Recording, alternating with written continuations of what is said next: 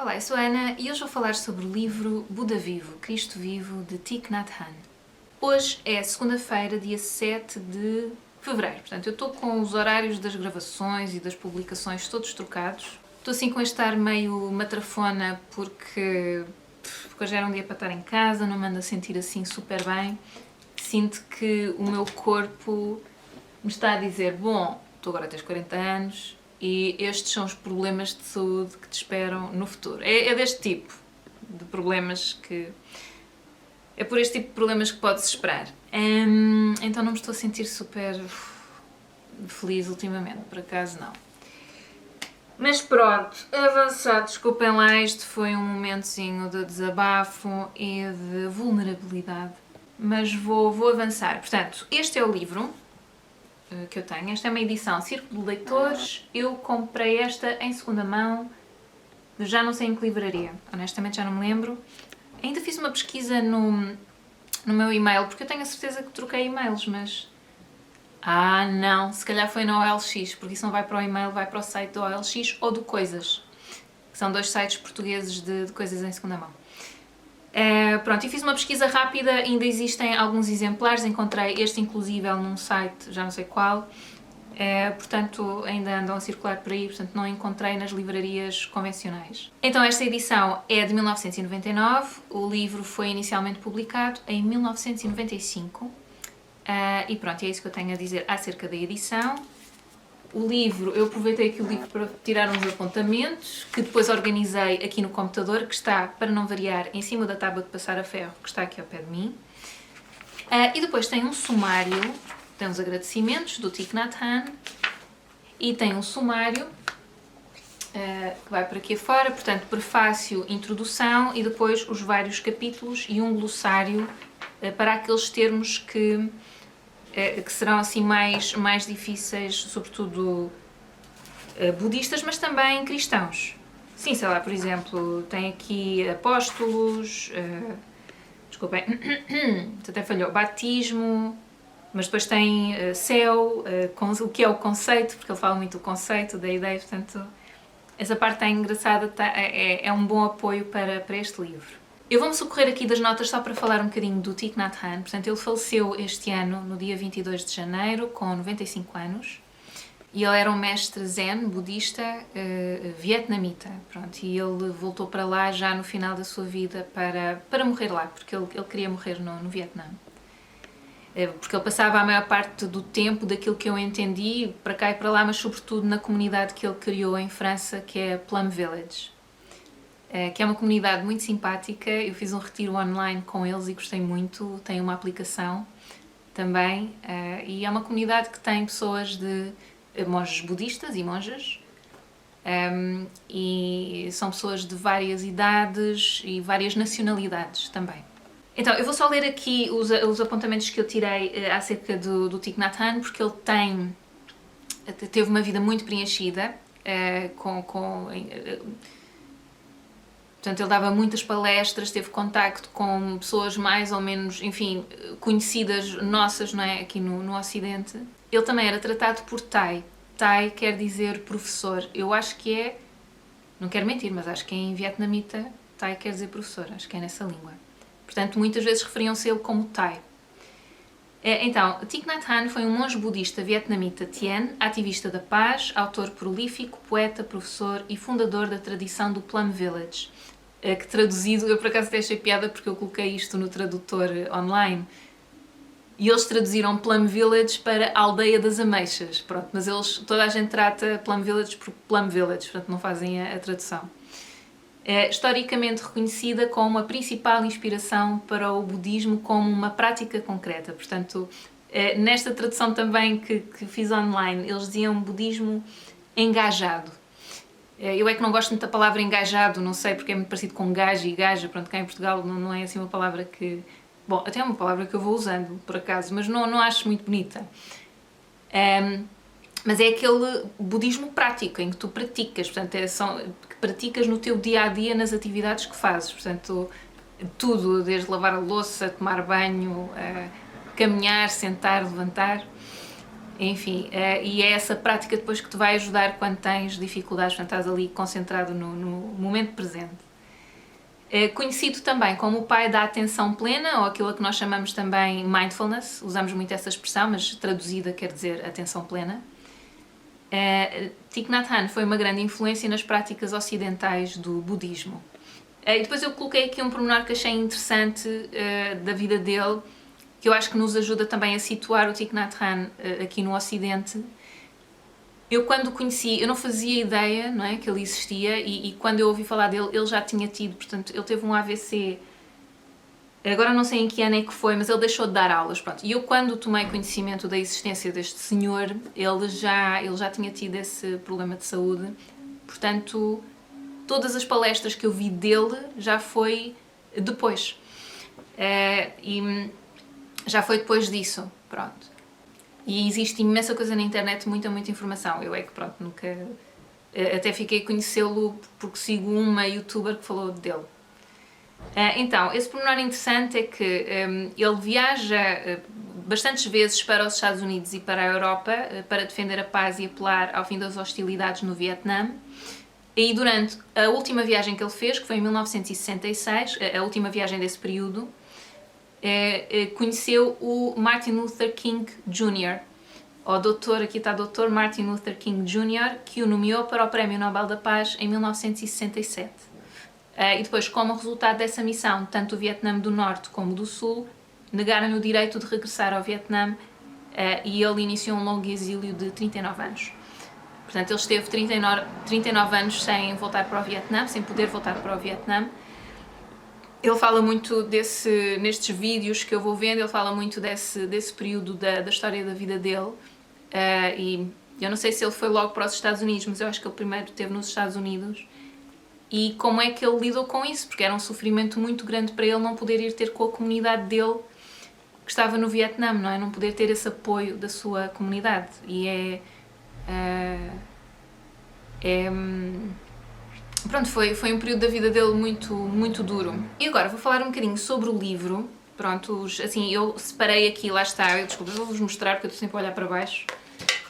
E depois ainda por cima aqui não tenho assim imagens para colocar aqui, não é? Mas pronto, vocês até, isto é eu acho que é daqueles vídeos em que podem ter tipo como barulho de fundo, não precisam de estar a ver o vídeo.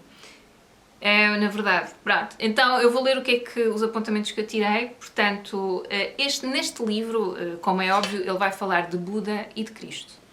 Comparando também várias vezes o budismo e o cristianismo, mas não é comparando para dizer se um é melhor do que o outro, não. Ele até vai mais à procura daquilo que assemelha o budismo do cristianismo. E sobretudo a figura de Buda à figura de Jesus Cristo. Ele cita vários autores neste livro, sobretudo de cristianismo. Portanto, quando ele fala de Buda, ele fala normalmente da visão dele. Quando fala de Cristo, muitas vezes vai buscar citações de outros padres e, obviamente, citações da Bíblia, ou excertos da Bíblia. Pronto, eu, como disse assim logo no início, eu tirei muitos apontamentos que estão aqui, fui anotando e depois passei aqueles que eu achei assim mais importantes para este documento Word que tenho no computador, só que depois, a verdade é que passei-os quase todos. Eu sublinhei imenso este livro, sublinhei muita coisa.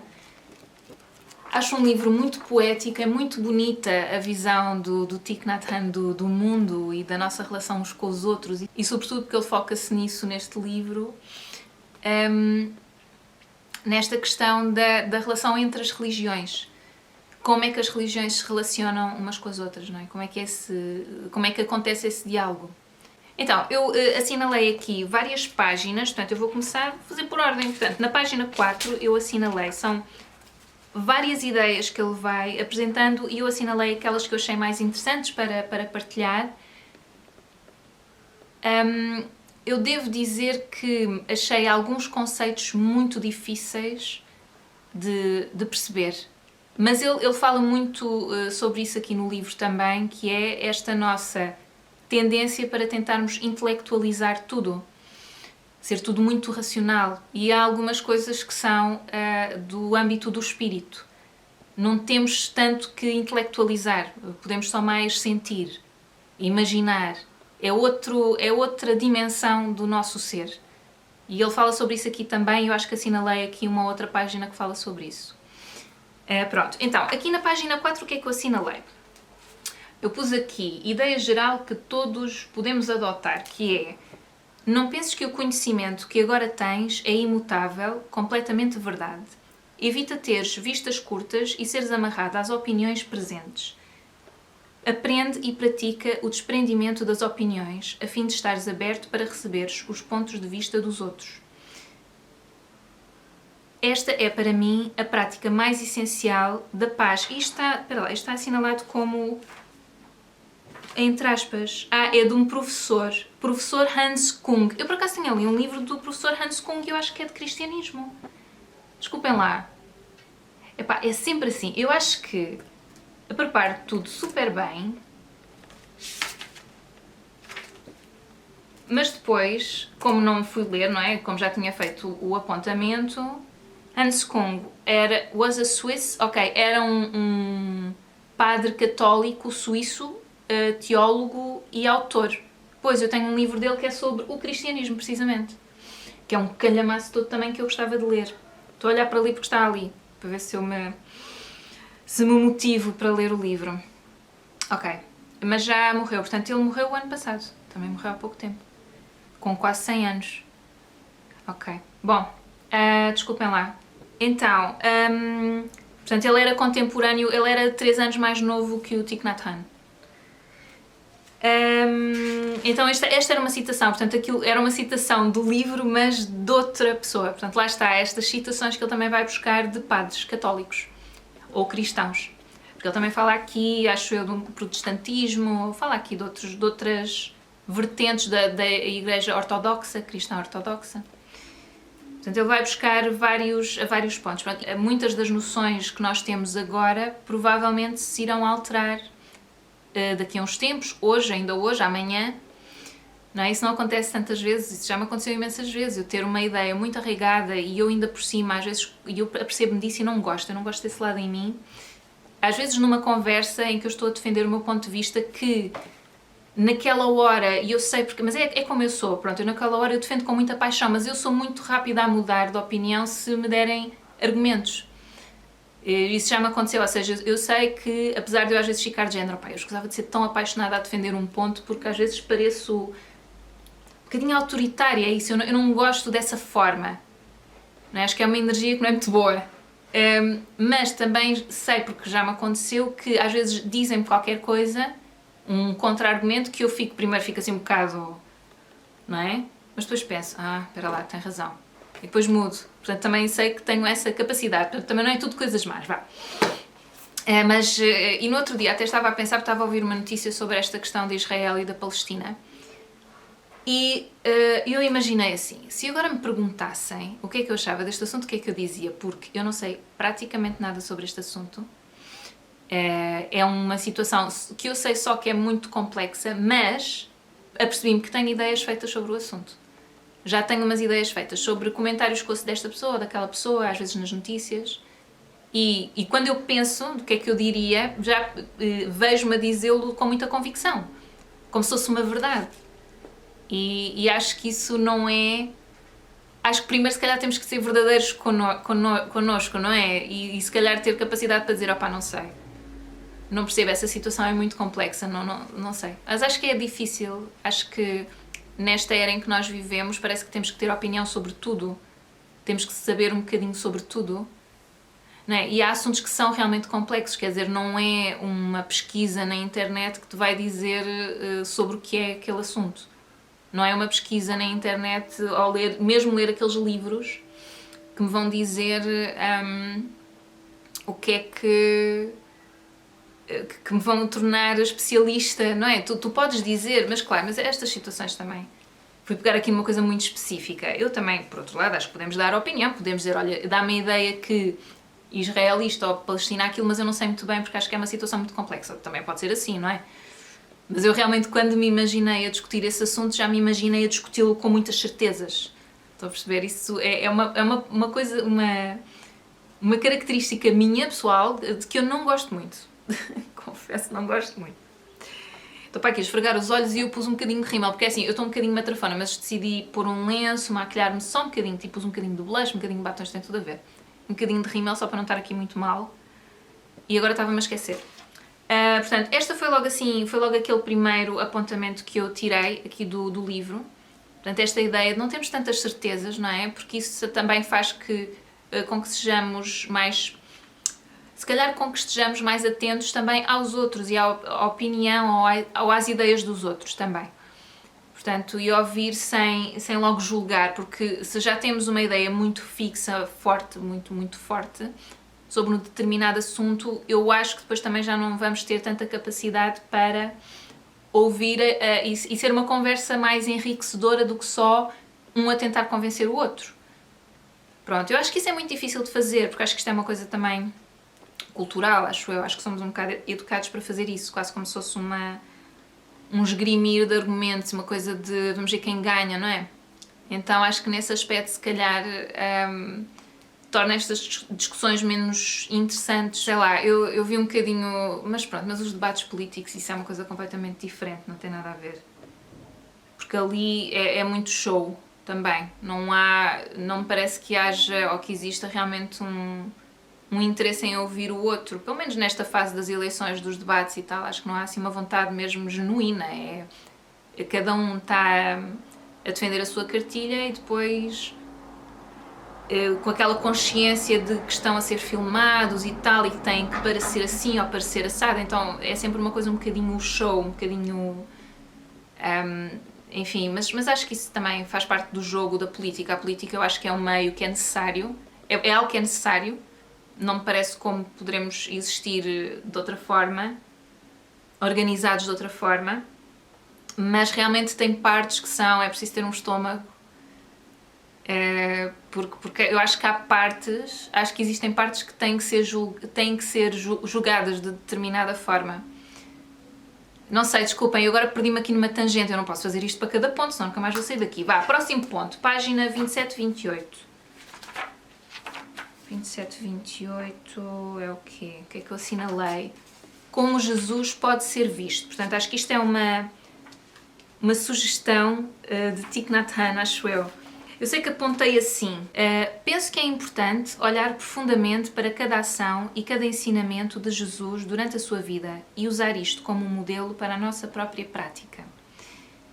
Para mim, a vida de Jesus é basicamente o seu ensinamento, mais importante até do que a fé na ressurreição ou na eternidade. E eu vejo assim. A minha relação com Jesus, eu tento que seja essa.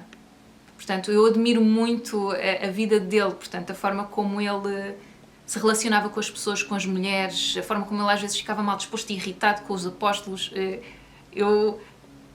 Mas depois tinha sempre uns princípios muito fortes e muito arraigados, E eu acho que sim, eu acredito nisso, eu acho que é mais importante tentarmos, enfim, ser corajosos como era Cristo e ser... Isto para quem acredita, é verdade. Eu nem disse isso, mas é melhor fazer um disclaimer. Para quem me está a ver pela primeira vez, eu sou cristã, sou católica, e é isso, e acredito. Acredito em Deus, acredito em Jesus Cristo. Mas depois tenho curiosidade em conhecer outras religiões e tal, mas não é na perspectiva de me converter, é na perspectiva de conhecer. Ok? Eu às vezes acho que estamos todos um bocado a falar do mesmo, mas com códigos diferentes, simbologias diferentes, nomes diferentes, só por causa do sítio onde nascemos e onde crescemos. Mas é assim que eu vejo, pronto. É isso, então eu coloquei, esta é uma forma de vermos Jesus e de nos relacionarmos com Ele, não é? Portanto, de tentar viver a nossa vida como Ele viveu a vida dele também. Com essa coragem, com essa fé, com essa crença, com essa tolerância e do outro, do diferente, do fragilizado. Eu também já disse isto aqui no canal, eu acho que se Jesus Cristo, se Ele fosse exatamente o mesmo que era quando apareceu, se Ele descesse aqui agora exatamente da mesma forma, eu acho que Ele não ia gostar nada da Igreja Católica, da ostentação, da exclusão que a Igreja Católica faz de tantos grupos, desta questão do poder que está muito instituído naquilo que é a estrutura da Igreja Católica. Acho que ele não ia gostar muito, mas pronto, mas essa é a minha perspectiva. Lá está, tentar não ficar muito agarrada a isso, mas é a perspectiva que eu tenho, que pode estar errada, pronto. Mas ele era um insurrecto. Aliás, há um livro do Frei Bento Domingos que é a Insurreição de Cristo, que reúne uma série de crónicas em que ele fala dessa vertente de Jesus Cristo que eu acho que está muito vincada. Não é? Ele era um revolucionário. Bom, avançando, a página 53, a questão da mulher, já não me lembro, ai meu Deus, o que é que eu vou ler? Página 53. Jesus também ensinou as mulheres livremente. A primeira pessoa a quem se revelou depois de ter ressuscitado foi a mulher. E nós permitimos que as mulheres sejam ordenadas padres e mestras? Não. É a minha resposta. Portanto, ele colocou aqui esta questão e ele fala de Buda, ele diz o Buda aceitou na sua sanga mulheres que se tornaram mestras, transmissoras de preceitos, desempenhando as mesmas tarefas que os monges, ele pôs isto aqui. No entanto, eu já ouvi um testemunho de uma monja dele que falou do percurso dela, portanto, antes de conhecer Thich Nhat Hanh, ela esteve num mosteiro com outro mestre zen que a aceitou, portanto, também já estava assim, porque não era costume, e ela relata que havia monges, que havia um em particular que levava muito a mal que ela estivesse ali. Achava que as mulheres não estavam preparadas para seguir essa vida.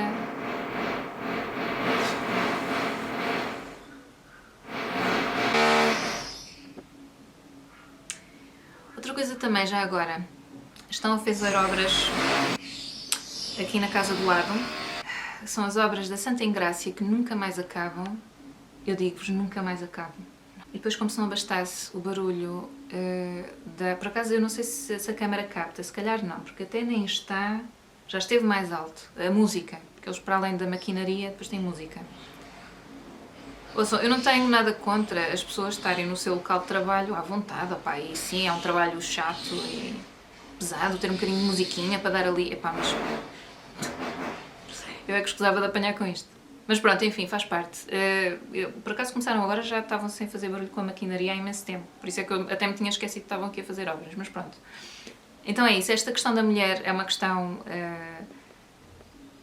que é uma das questões que me entristece na Igreja Católica, acho que está muito atrasada, não tem resposta, as respostas quando se pergunta sobre isso são sempre muito paternalistas.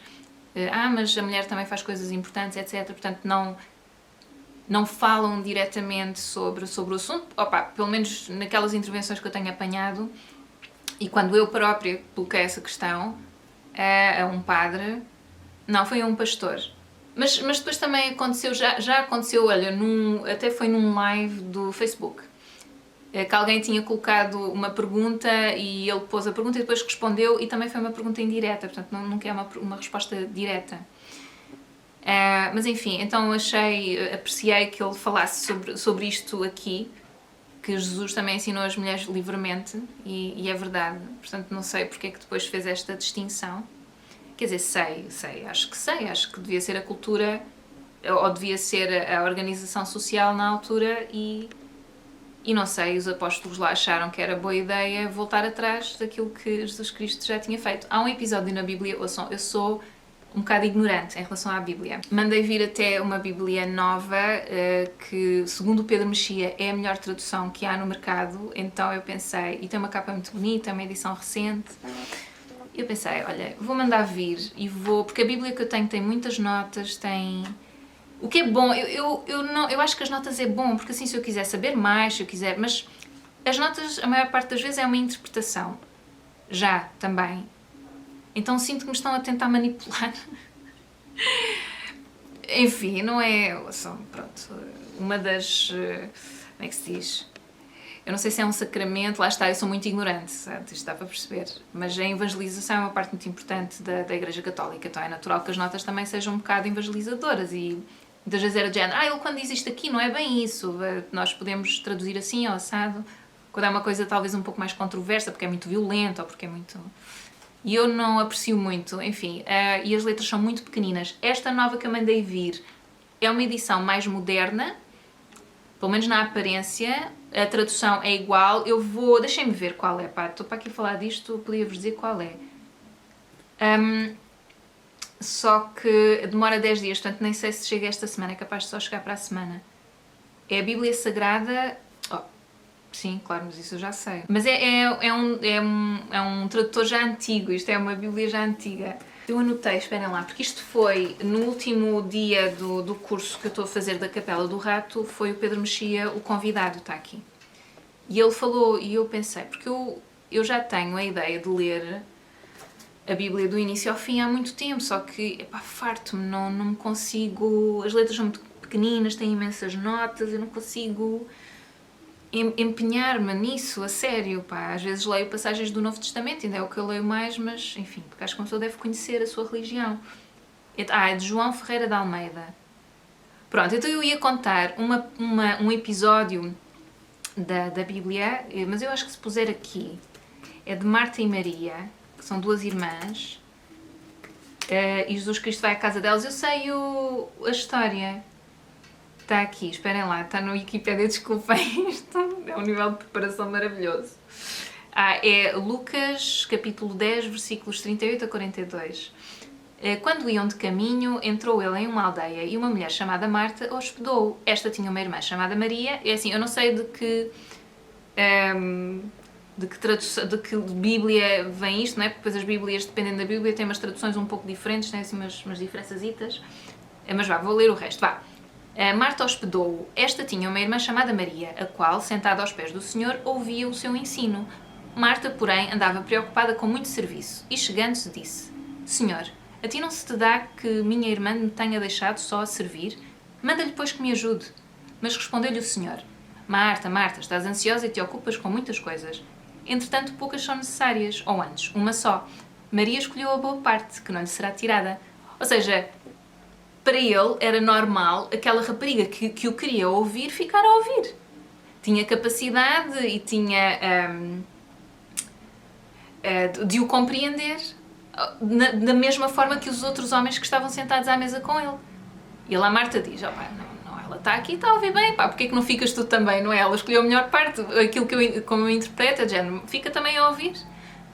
Enfim, então esse para mim é um episódio de que eu gosto muito e que eu acho que mostra esse lado avançado que Jesus Cristo tinha na sua altura. Então eu acho, alguém disse numa conversa agora há pouco tempo em que falámos sobre a Bíblia que mas Jesus Cristo não escreveu a Bíblia, como é que eu sei que estas foram as palavras dele? Pronto, e isso realmente é um facto, ele não escreveu, da mesma forma que acho que foi Sócrates que também não escreveu, não é? Nós não temos nenhum escrito direto dele, mas se calhar não questionamos tanto que Platão tenha, bem, se calhar existem mais provas históricas de Sócrates, olha, não faço a menor ideia. Lá está, outro problema meu, que eu depois tenho, sou muito ignorante. Sei uma coisinha daqui, uma coisinha dali, depois é uma salgalhada todo tamanho. Mas enfim, vou avançar, está bem que já deixei-me aqui prender nesta questão também. Mas eu acho que essa questão de, porque ele não escreveu nada e estão a escrever por ele, essa parte não me confunde, eu não me prendo muito nessas coisas. Mas esperem lá, porque o Thich Nhat Hanh, ele fala destas questões. Quando nós começamos a intelectualizar muito uma fé, ele fala disso também. Então vai, eu vou avançar, desculpem, estou-me a perder um bocadinho, pronto, estes assuntos fascinam-me, mas eu depois sinto que me disperso muito. E depois, o que é a meditação? Aqui na página 56, deixa cá ver, em que ele diz, que ele vai falando sempre muito da meditação.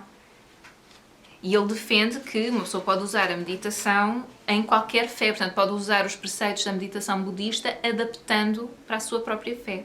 E eu posso-vos dizer pessoalmente que a mim me tem ajudado a estar mais motivada na minha fé cristã. Então, o que é que ele diz aqui? A meditação pode ajudar. A meditação não é uma droga para nos fazer esquecer os problemas reais. Deve originar consciência em nós e na nossa sociedade. Para alcançarmos resultados, o nosso esclarecimento tem de ser coletivo. Quem mais pode fechar o ciclo de violência? Nós mesmos temos de contribuir. Nós mesmos temos de contribuir muito ou pouco para acabar com a violência. Pronto, eu li aqui um bocadinho mais do que era suposto, mas portanto, aquela ideia de que a meditação ou que mesmo a contemplação, nessa conversa de que eu falei, foi uma conversa da semana passada com várias pessoas, e falaram do budismo como, porque eles estão lá a contemplar e tal. Como se isso fosse uma coisa execrável, tens sempre que estar na ação, tens sempre que estar a agir. Para já, eu não concordo, porque lá está, este tipo de budismo, este em particular do Thich Nhat Hanh, é de contemplação, sim, mas de contemplação na ação. Portanto, naquilo que tu fazes, naquilo que tu dizes, teres contemplação nesses atos mínimos. E isso é muito difícil para nós, eu acho que nós não somos educados para isso de todo, e acho que mesmo a sociedade, esta coisa de ser muito veloz, de convidar muito à reação, não é? Convida pouco à reflexão e à contemplação. E isso não é culpa nossa, nós deixamos-nos levar por esses ritmos, não é? Pronto, mas ele defende que devemos tentar, devemos nos esforçar por praticarmos essa contemplação em todas as ações. E depois eu acho que é nesse sentido que ele me ajuda nas minhas orações cristãs, porque eu nessa ação da oração estou mais, ou tento estar mais concentrada, mais contemplativa. Pronto. E estas práticas que ele vai ensinando a fazer, que eles fizeram, aliás a comunidade de Plum Village fizeram naquela aplicação, eu depois vou colocar estes links lá em baixo. Todas estas práticas que eles colocam lá, estas meditações, as meditações são praticamente todas em inglês, acho que têm em francês e acho que têm em espanhol também. Sim, tem inglês, francês, espanhol e italiano, não tem português, pronto, infelizmente. Mas acho que o espanhol já ajuda um bocadinho, para quem tiver dificuldade com o inglês. Eles, às vezes, na meditação, para já, de uma maneira geral, falam de, sei lá, sentimentos, como gerir sentimentos, como nos relacionarmos com a Terra, como... Estão a perceber? Portanto, não é uma coisa budista, ou melhor, é uma coisa budista, ok? É uma prática budista, mas tu, na meditação, não estás a pensar no Buda.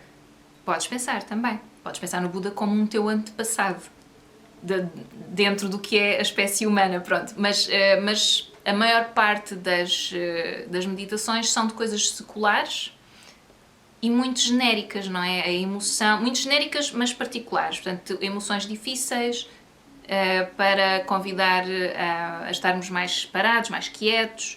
Portanto, são coisas que tu podes ouvir sem sentir que estás a trair a tua religião, na minha perspectiva. E depois, essa forma de conseguires estar esses 5 minutos, 10 minutos, 15 minutos ali só concentrada naquilo, numa meditação mais formal, depois vai-te ajudar noutras coisas do dia-a-dia e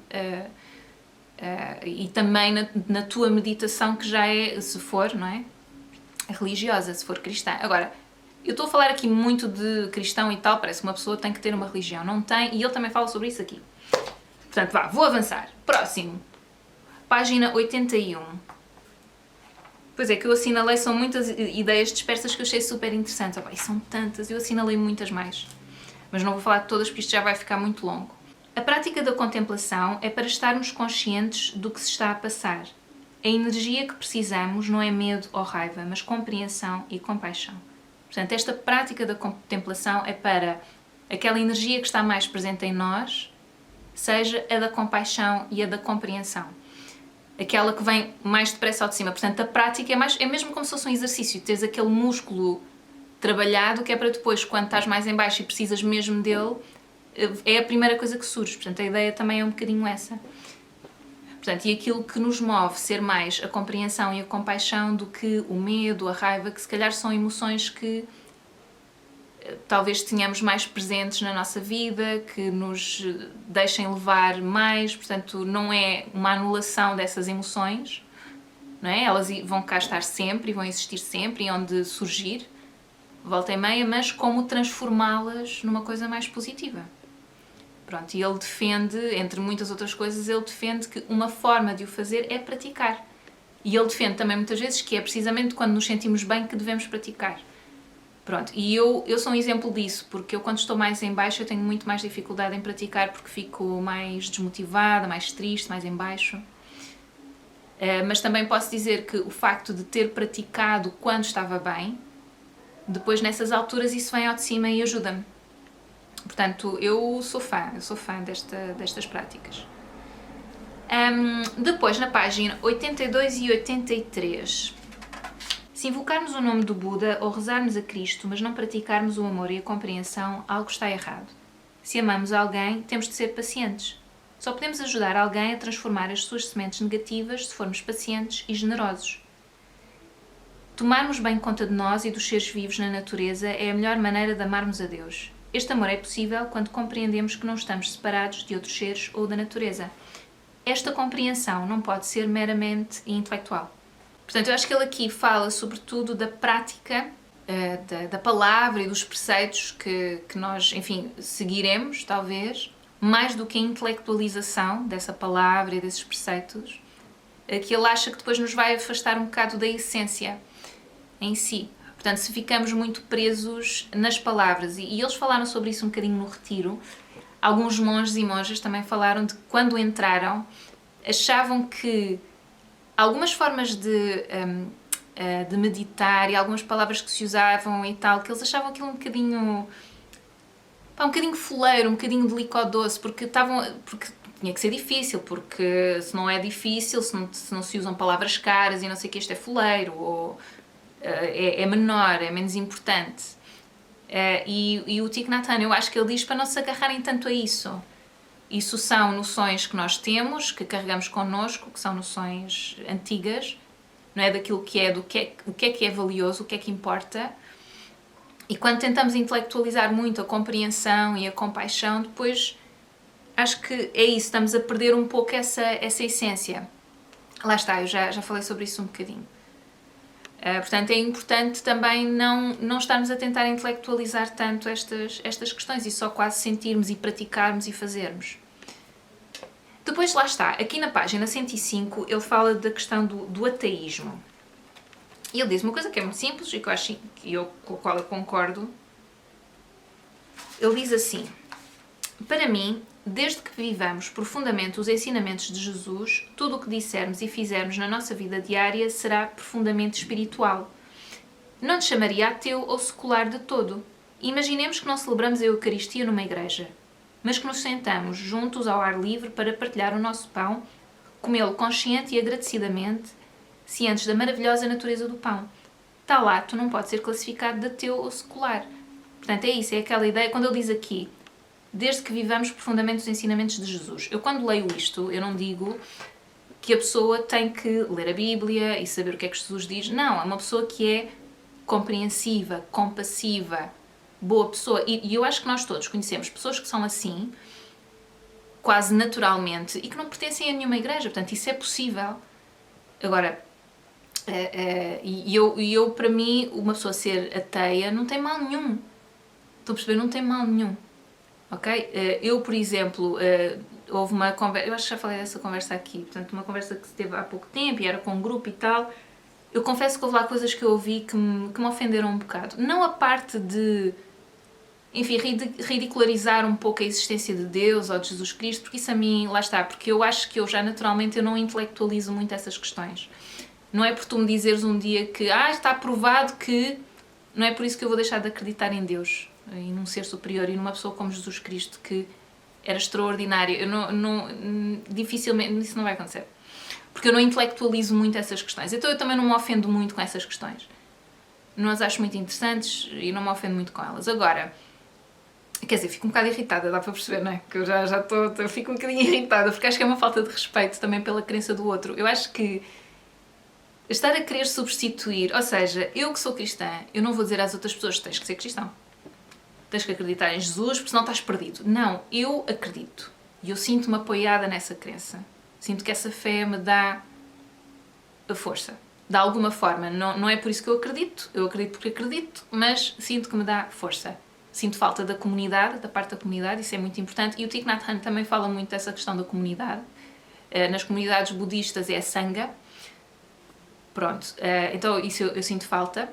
Mas não acho, mas isso sou eu, estão a perceber? E nessa tal conversa com várias pessoas, blá blá blá, blá blá, aquilo que eu senti é que tu queres que te respeitem por tu não acreditares, mas para isso tens que intelectualizar imenso a religião e dessa forma tentar rebaixar essa religião e dizer que ela está errada.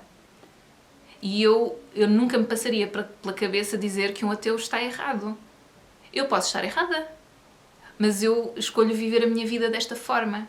Não, eu escolho acreditar e acredito, mas eu não vou tentar convencer ninguém. Aí já não me revejo nessa questão de tentar convencer as pessoas que existe ou tal. Porque eu acho que a evangelização, eu já mudei um bocadinho de ideias em relação à evangelização. Eu acho que pode ser uma coisa de tu só ensinares os preceitos cristãos, né? E tens que seguir aquilo à risca e tal, ou pode ser uma evangelização de amor ao próximo, compaixão, compreensão, e esse tipo de evangelização já acho mais interessante. Mais do que dizer só existe este Deus, é este assim assim, e é o da Igreja Católica e pronto. Isso eu já não acredito nisso. Ok? Pronto. Então, às vezes fico um bocadinho frustrada quando ouço pessoas que percebo que ou são ateias ou são agnósticas, algumas dá para perceber que são ateias, pronto. Falar com tão pouco respeito, quando com tão pouco respeito, quer dizer, parece que querem substituir uma verdade universal por outra verdade, quer dizer, que não é universal, desculpem. Uma verdade qualquer, pronto, que se convencionou dessa forma, por outra verdade qualquer, e dizer, não podes acreditar, isso é estúpido. Então isso frustra-me porque acho que é trocar uma espécie de totalitarismo por outro e não faz sentido nenhum na minha cabeça. Pronto. Portanto, eu acredito que uma pessoa pode ser ateia e pode ser a melhor pessoa do mundo e que essa sim, nos meus olhos, que acredita em Jesus, segue os ensinamentos de Jesus. Pronto, não acho que tenha que estar presa não, porque eu não me sinto presa, mas não tem que estar ligada a... Ok, entretanto tive que tirar o cartão porque ficou sem espaço e baixei, depois tirei a almofada que estava... Se calhar vou baixar isto mais um bocadinho. Ai, ok. Mas eu estava a falar, agora não sei se essa parte captou, portanto eu estava a dizer que eu pessoalmente acho perfeitamente possível uma pessoa ser ateia e ser boa pessoa e seguir estes ensinamentos que nós apregoamos, não é? E essa pessoa poder seguir sem estar ligada a uma igreja. Acho isso perfeitamente possível, acho que não deve ser obrigada, nem... Ou só, não... Eu acho que a ideia da igreja é uma ideia muito bonita.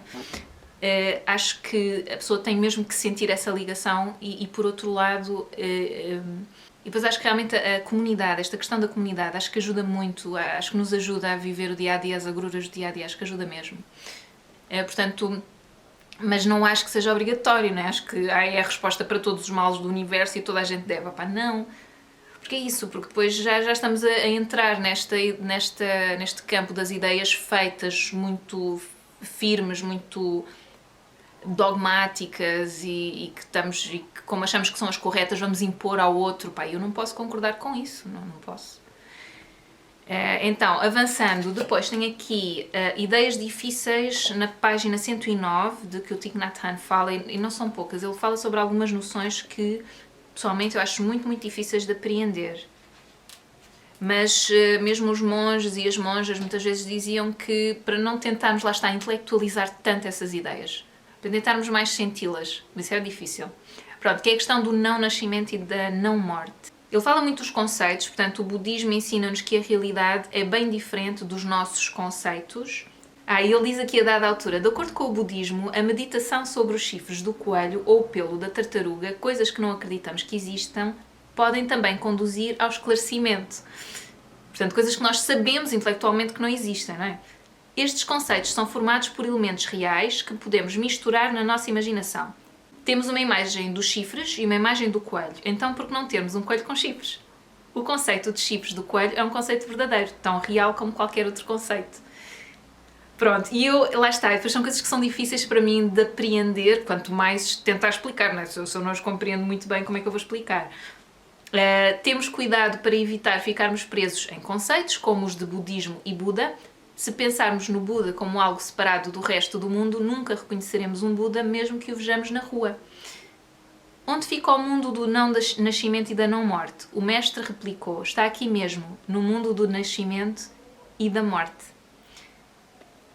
É por isso que, eu estou aqui a ler citações um bocado soltas, e depois aqui no fim diz, é por isso que em círculos budistas zen as pessoas são exortadas a experimentarem e a não falarem muito. E a não discutirem muito conceitos. Então, portanto, o não nascimento e a não morte é uma ideia muito difícil. O que eu consegui aprender do conceito de Thich Nhat Hanh, e que é uma ideia que eu acho muito bonita, é a ideia de que está tudo ligado, de que há uma continuidade. Ou seja, eu sou a continuação de todos os meus antepassados, e da minha mãe e do meu pai. Eu não vou ter filhos, mas a minha continuação pode ser... os amigos, as pessoas que privaram comigo, os meus alunos, ou seja, que levam um bocadinho de mim, que eu espero que seja positivo, não é? Pela vida fora. Então, esta ideia de se tu continuas e continuas cá, mas continuas de outra forma. Transformas-te noutra coisa. Eu acho essa ideia muito, muito bonita. Acho que é muito difícil de interiorizar. Acho que há um medo da morte generalizado na nossa civilização ocidental e noutras também, diria eu. Esta ideia da ressurreição de Jesus, ou de nós que vamos, se calhar, depois para o céu ou para o inferno, eu não penso muito nisso, honestamente. Eu quero me concentrar mais na pessoa que eu sou enquanto cá estou e na minha relação com os outros. Eu tento me concentrar nisso porque não quero viver a minha vida de uma forma que talvez seja um pouco... Eu não quero viver a minha vida a pensar vou ser boa que é para ir para o céu. Uma coisa quase uma troca, não é? Um negócio. Eu não gosto disso, não gosto do que me faz sentir, então não penso muito nisso. Não é... O mais importante para mim não é isso. E eu acho que Jesus Cristo, por exemplo, também era muito ativo, não é? Ele também era muito de fazer, de acontecer, de inspirar, de motivar. Então eu tento me focar mais nesse lado do que no outro lado. E a ideia do não nascimento é a ideia de que tu não vens do nada, não é? Há uma série de acontecimentos que aconteceram até chegar à altura em que tu nasceste. Mas são ideias, lá está, eu tenho imensa dificuldade em falar sobre isto, são ideias muito, muito difíceis. Mas para mim a associação que eu faço que me torna um bocadinho mais fácil, ou que eu sinto que me dá algum entendimento desta ideia, é a ideia da continuidade. Pronto, e eu acho essa ideia muito bonita. Então às vezes tento meditar nisso, mas é difícil porque eu tenho medo da morte, portanto é uma coisa muito arraigada, aqui muito enraizada. Mas ele fala sobre estes conceitos muito... E pronto, e depois eu tento me focar também nessa questão de tentar experimentar, não tentar intelectualizar tanto, tentar não pensar tanto sobre o que é o significado, o que é que ele quer dizer com isso. Se eu tivesse que escrever, se eu tivesse que explicar, como é que eu explicava? E ele fala muitas vezes só de pratica, respira, vai para a floresta, caminha e sente os teus pés a caminhar, pronto. Vai para a floresta, caminha na tua casa, onde quer que seja, mas sente a tua ligação com o que te envolve. Portanto, que eu acho que lá está, é aquele lado que é mais da prática do que da intelectualização. Pronto. Eu acho, às vezes parece que ele está a dizer, não confiem muito no vosso cérebro, ok? Ele é muito útil, mas eu acho que realmente tem algumas coisas de conceitos, ideias feitas e tal, acho que depois ficamos muito presos a eles. Acho que se calhar nos dá algum conforto acharmos que sabemos isto e sabemos aquilo, acho que talvez seja por aí. Mas acho giro que ele vá dizendo e ele vai repetindo estas ideias, tipo, não se prendam tanto nisso, experimentem, façam. Depois, a outra... exato, ele diz aqui, que eu assinalei que também é neste seguimento, página 109 para 110, não falar de Deus. É isso, não sei se está aqui mais algum... Exato, ele diz aqui a dada altura, é arriscado falar de Deus. A noção de Deus pode ser um obstáculo para nós, para atingirmos Deus com amor, sabedoria e contemplação. É por isso que acredito que é mais seguro abordar Deus através do Espírito Santo do que pela porta da teologia. Podemos identificar o Espírito Santo sempre que ele se fizer sentir, ou sempre que ele fizer sentir a sua presença. Sempre que virmos alguém que é afetuoso, bondoso, obediente. Esta parte do obediente faz-me alguma confusão. Preocupado e compreensivo, sabemos que o Espírito Santo está presente. Portanto, lá está, é aquela coisa de sentir mais do que pensar e discutir.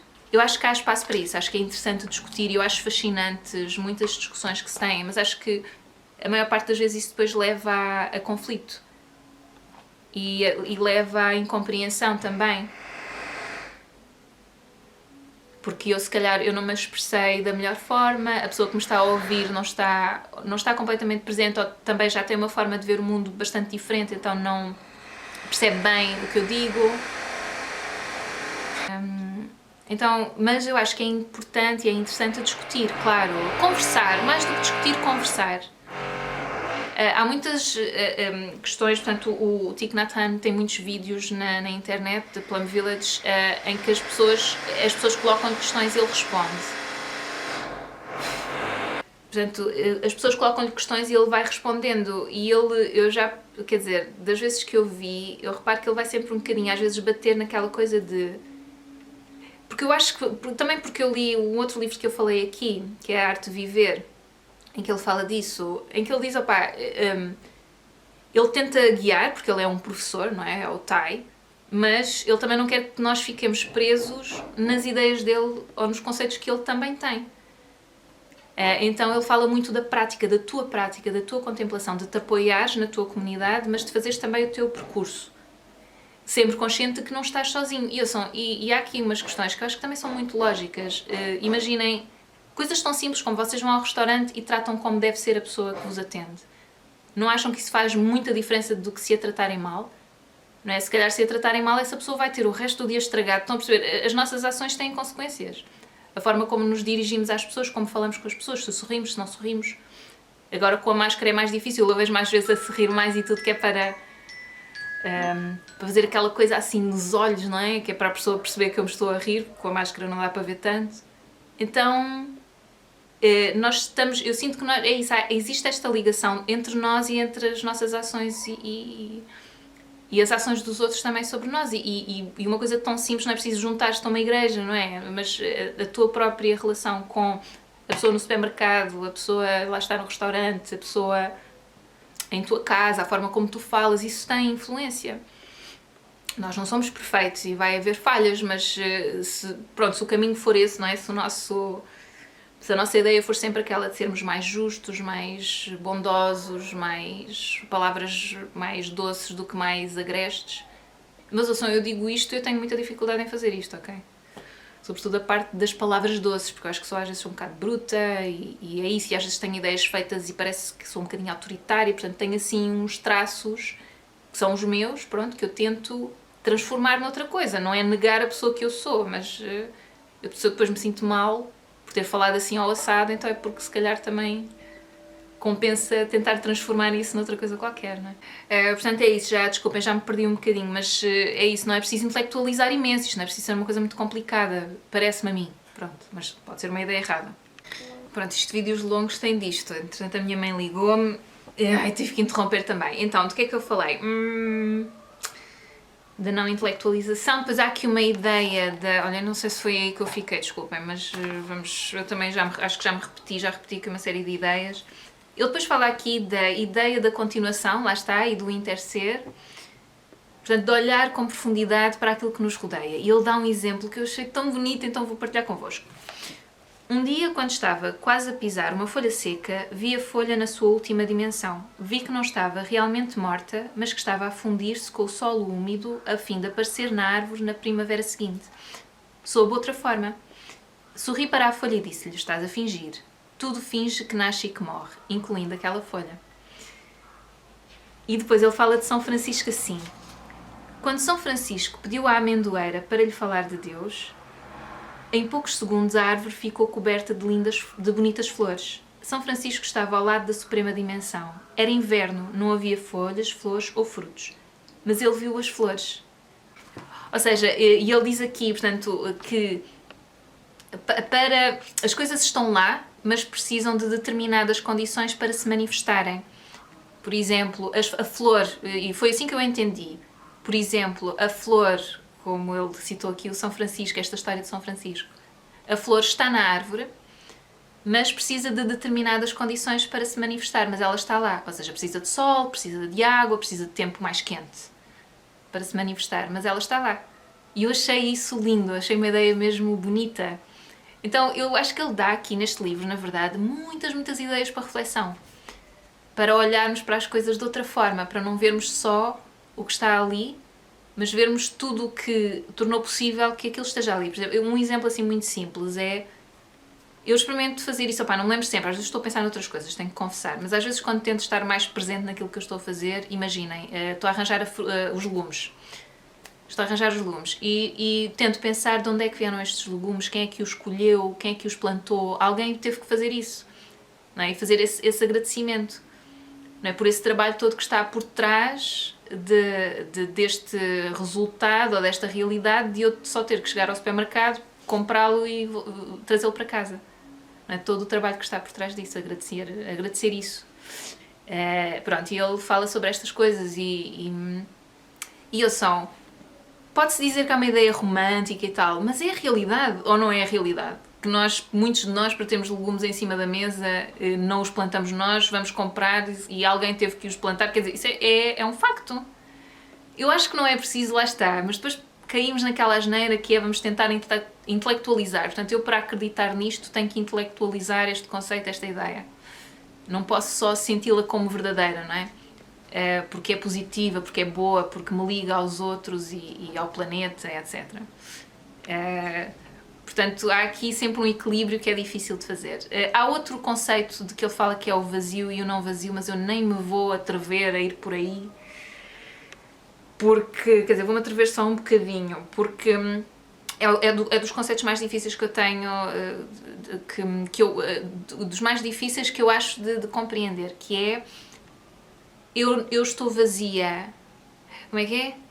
Porque eu estou vazia de mim porque estou cheia do outro e de elementos que não são humanos, sei lá, de água, de fogo, de minerais, isto é tão difícil, acho que não me expliquei muito bem. Portanto, não é um vazio de género de oco. Não, está cheio, mas está cheio de outras coisas que não é só tu. Não é? Está cheio, mas é muito difícil. É uma coisa difícil, não consigo explicar, vou parar por aqui. Pronto, próximo, já estou a chegar ao fim. Página 112, o reino de Deus aqui e agora, portanto que é uma ideia que Tai repete muitas vezes. Deixa ver a citação que eu assinalei. A contemplação cristã inclui a prática de ficar em Deus, que creio é o equivalente a atingir o nirvana. Se bem que Deus não possa ser descrito usando conceitos e noções, isso não significa que não possamos sentir o Deus Pai. Se a onda não tem de morrer para ser água, portanto, porque uma onda é uma manifestação, uma outra manifestação da água, ela não nasce nem morre, ela é sempre a água, não é? Acho que era assim.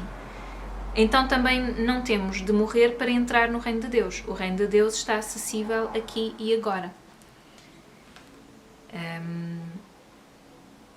Ou seja, é aquela ideia de não estarmos tão concentrados em fazer as coisas para, quando morrermos, atingirmos...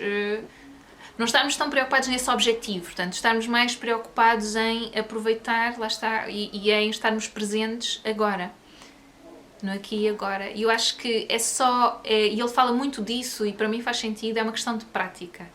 Nós neste momento não conseguimos fazer porque somos puxados para todos os lados e eu também, eu não sou diferente, eu não estou a dizer já lá estou, não, ouçam de todo, não, de todo.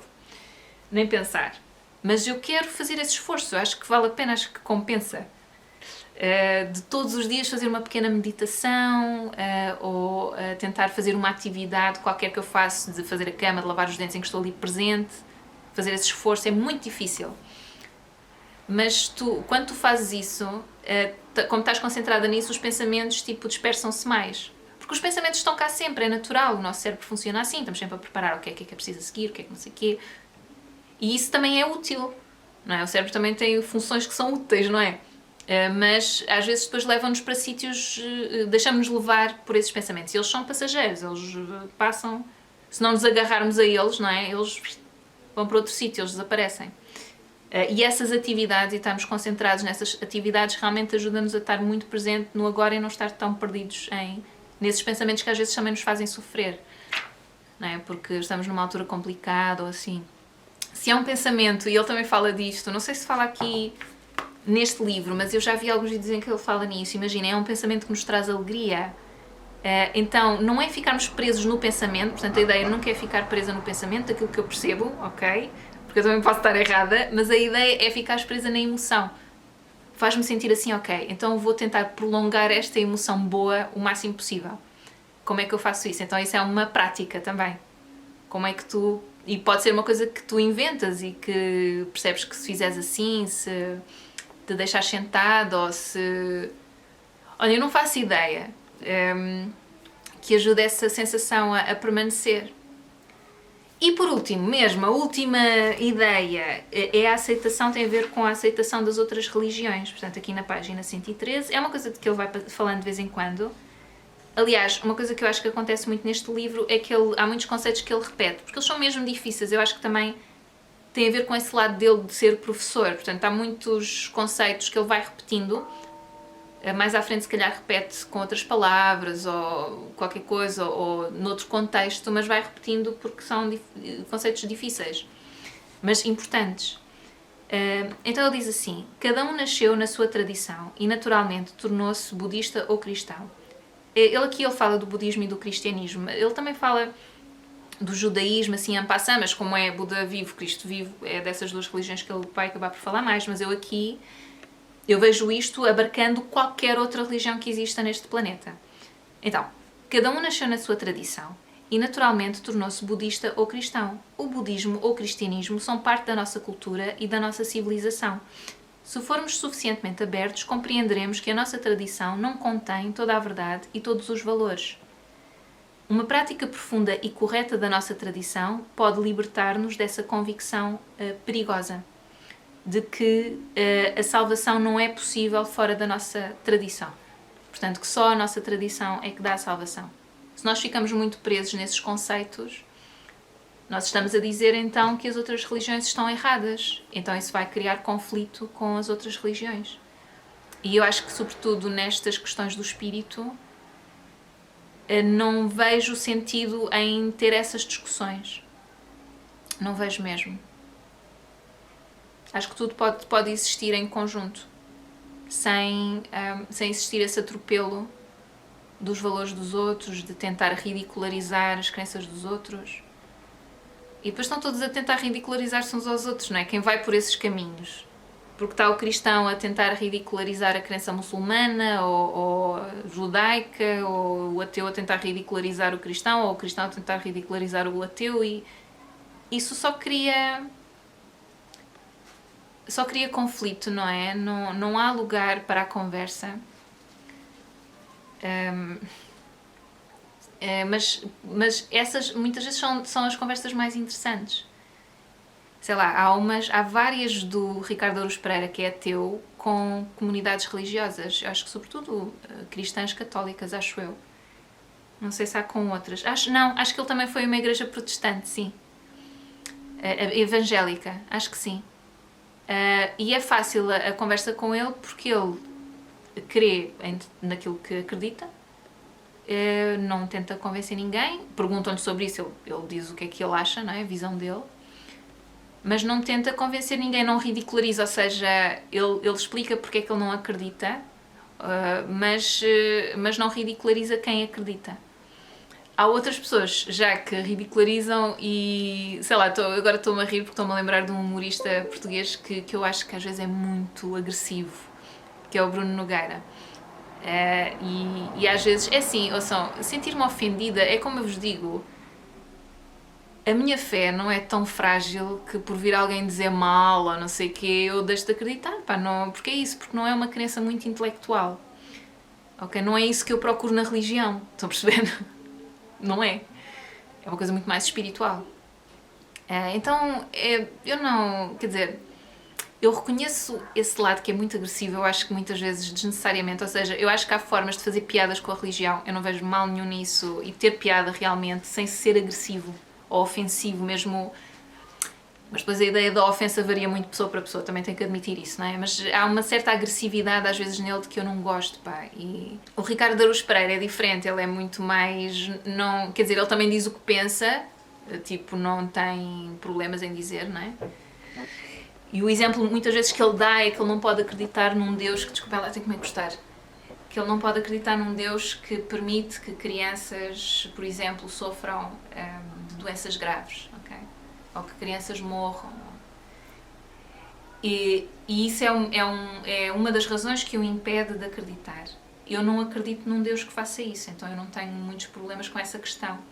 Porque o Deus em que eu acredito, ele não castiga uns e permeia aos outros. Ele está cá, é uma força que é sempre positiva, que é sempre de criação e de amor e de compaixão, está sempre em tudo o que é positivo e que nos ajuda, mas não interfere nas nossas vidas dessa forma, portanto não nos castiga, não nos recompensa. Mas só para perceber, para também explicar este ponto de vista, é, por exemplo, acontece um acidente, não é? E não é Deus fez com que me acontecesse o acidente, é Deus existe e está aqui para me ajudar a lidar com as consequências desse acidente. Para me ajudar, sei lá, a aceitar, a andar em frente. Isto é muito, muito difícil, não é? Mas eu vejo Deus dessa forma, portanto não vejo como um Deus que age dessa maneira nas nossas vidas, não é? então é isso, é mais uma presença, é mais algo que está connosco sempre, pronto. Mas como é que eu te explicar? Eu, por acaso, eu já disse isso ao Luís, porque isto é difícil de explicar, lá está, realmente. É uma coisa que é difícil de racionalizar, intelectualizar. Que eu acho que o Luís é uma pessoa espetacular, que existe na minha vida, que eu tive a sorte de encontrar, e eu não o vejo, e ele é agnóstico, ele não é ateu, mas pronto, mas é agnóstico. E eu acho que ele é assim porque está em contacto com o espírito, não sei como, não é pela oração, não sei o quê, mas ele está em contacto com o espírito, não é? E ele ri-se quando eu lhe digo isso, não é? Porque ele já, está esta gaja. Mas é porque é o meu ponto de vista. Se ele está certo ou está errado é pouco importante, porque é uma coisa que é positiva. Estão a perceber? Eu acho que não é preciso estar tão preso, é isso, acho que não é preciso estarmos tão presos se há provas, se podes provar, se é verdade, se não é verdade. Acho que isso, para esta discussão que tem a ver com o espírito, é pouco importante. Agora, uma coisa que eu também quero deixar claro é que estas questões são muito complexas. Eu quando falo sobre elas aqui, eu estou sozinha, não é? Estou a falar sozinha. Então não há um contraponto, não há assim uma conversa, uma discussão. Então é um ponto de vista muito unilateral e provavelmente pouco interessante e muito pouco aprofundado. E eu apercebi-me disso quando fiz aquele vídeo sobre o Papa, sobre umas declarações do Papa, melhor dizendo. Eu disse para lá umas coisas que eu depois fiquei a pensar, mas isto também não é assim tão simples e tal. E provavelmente quando estiver a editar este vídeo vai acontecer o mesmo, é natural. Que realmente estas questões não são fáceis. Mas tudo aquilo que eu disse, que é assim que eu creio, é assim que eu vejo e tal, é só para vos dar um ponto de vista diferente. Não é para dizer é assim, ou façam assim, ou nhó. Não é para isso, é só nessa perspectiva. E também para partilhar este livro que eu achei super interessante. Esta edição em particular, a tradução não é espetacular, e está com muitas gralhas. Eu a dada altura corrigi as gralhas, vejam só, nessas coisas também. É a tradução de Manuel Correia do inglês. Pronto, então não achei a melhor edição de todas, mas lê-se bem, não é tipo, sei lá, já li livros completamente intragáveis em que a tradução é horrível, não é o caso disto, ok? Mas achei que tinha muitas gralhas, acho que falhou aqui uma revisão.